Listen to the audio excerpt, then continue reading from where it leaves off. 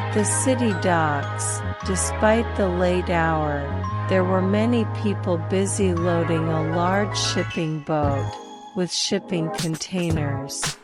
Men overlooked the containers, making sure everything was in order. Others operated large cranes, putting the containers on the boats. Tanks, jeeps, and other Midoriya Foundation vehicles rode onto the boat via ramps. And Midoriya Foundation troops kept a keen eye over everything. Meanwhile, underwater, there were 2 submarines, also doing their best to keep an eye on everything. Beep, beep, beep.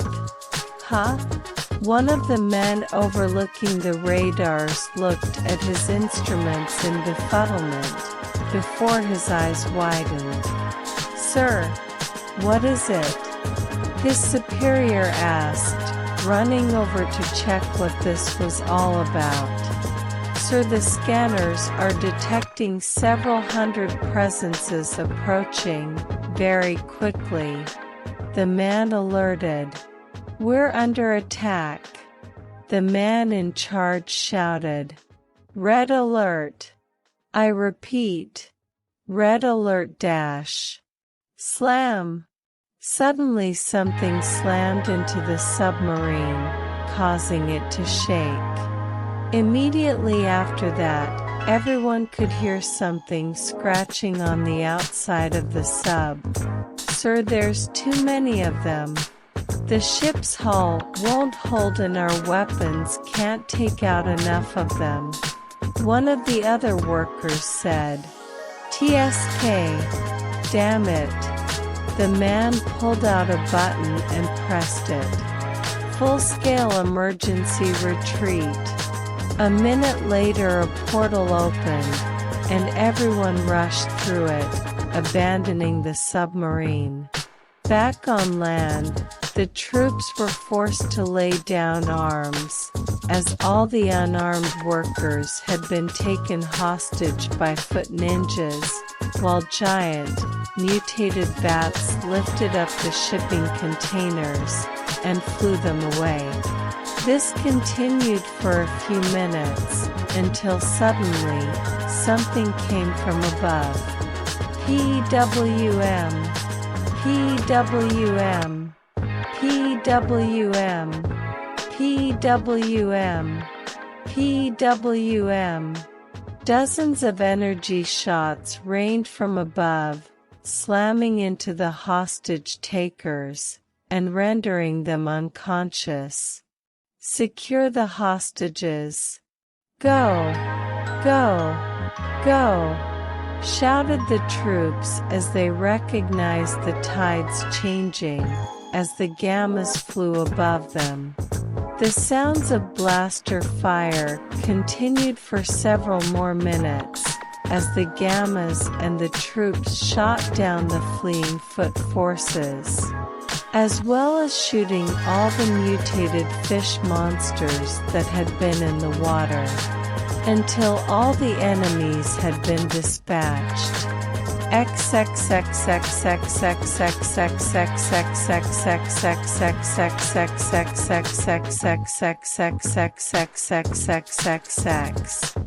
Meanwhile, inside a nondescript building was a secret Midoriya Foundation facility, containing one of the negativity-gathering fractals. The fractal was being held in the center of the room, inside a glass casing, connected to a machine. Around it were 6 guards, 4 regular troops, and 2 in heavy armor. "So what the hell does this thing even do?" asked one of the guards to another guard. "Don't know. Don't care. We're not paid to ask questions," said another guard. "I mean, it's kinda creepy looking, ain't it?" said the guard. "And just being too close to it gives me the creeps." "I understand what you mean,"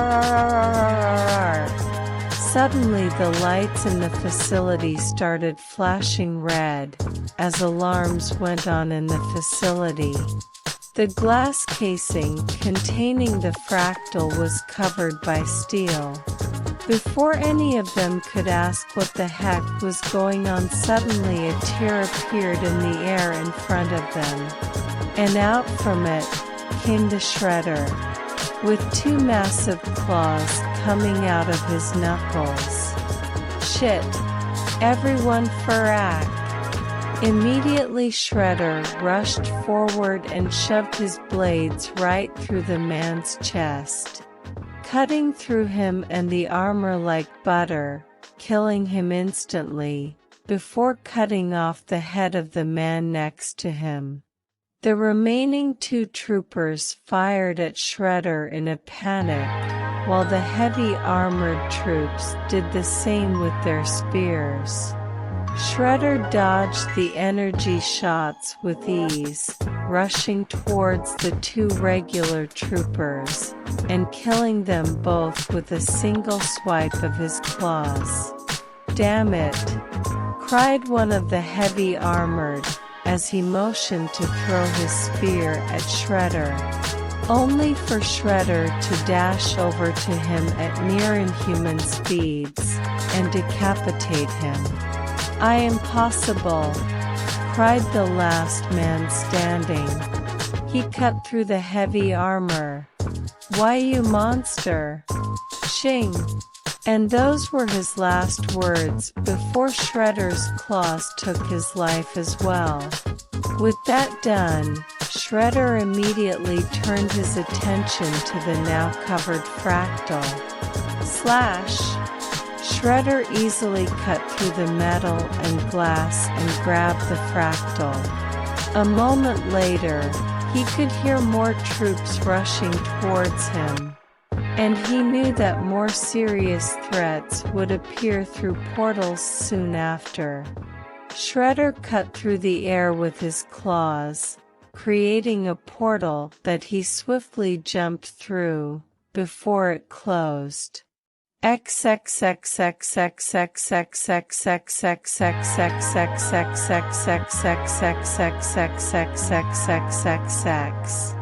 Sir, I apologize deeply for my failures tonight, Kata said, as she took part in a video call with Izuku and Mai.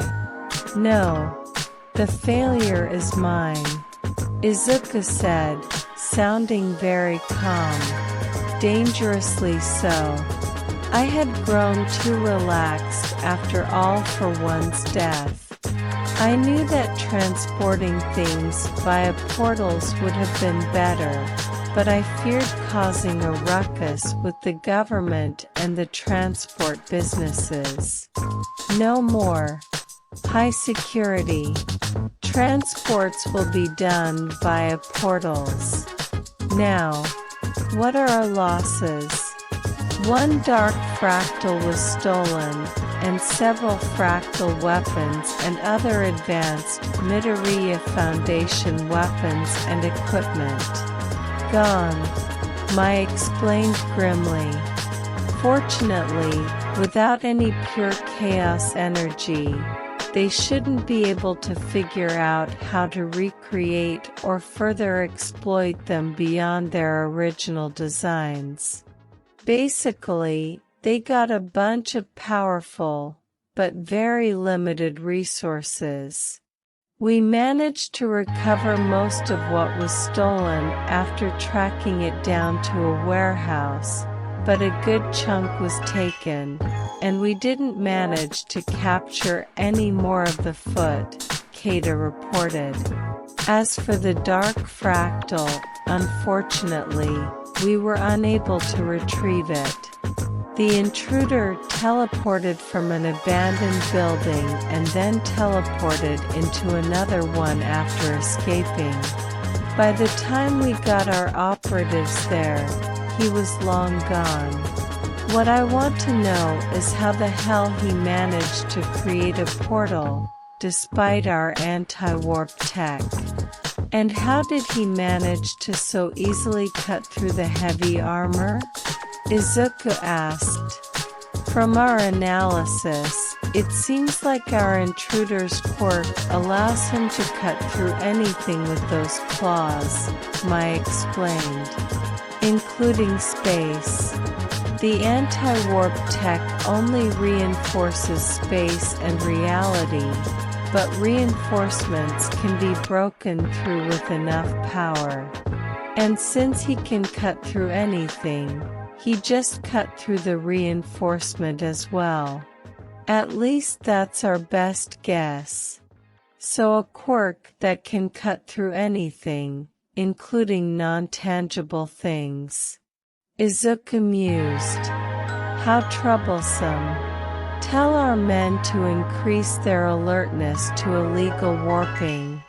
I need this guy handled as soon as possible. He spilled my men's blood, and he will do it again, so long as he stays active.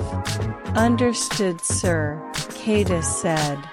I swear to you, I will avenge those soldiers. No one spills the blood of Midoriya Foundation troops and gets away with it. That I swear. Good, Izuku said. Now, what were those creatures that attacked the ship? The bats and the fish? Mutagen creatures? Have they perfected the formula already? Not quite, but they've obviously improved the formula, Mai explained. They're able to reliably mutate animals into more dangerous creatures now, and they've put chips in their brains to control them. However, the mutation process drastically cuts down the creature's lifespan. They only have hours to live, so they can't quite stock up on them.